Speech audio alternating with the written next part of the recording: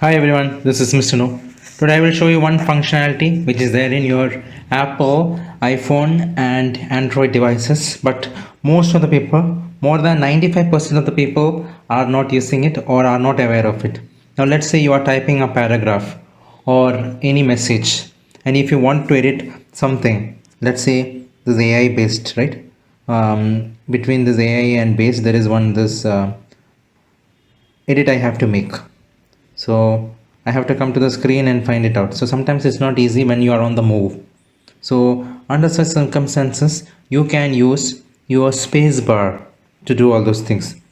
How you do it is by just by long pressing your space bar. Now if I want, I can move up and down. If I want to go up, I can go up. Then I can easily reach that space. Once you start doing it regularly, then I can edit it.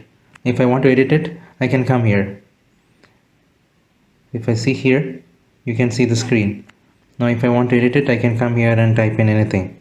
So this way you will be able to control your cursor using nothing but your space bar. And this functionality is available since a long time, but most of you are not using it. If you want to scroll down from there to the bottom, you can do it easily. So I hope this information is useful. Thank you very much. Subscribe now and press the bell icon. Never miss an update.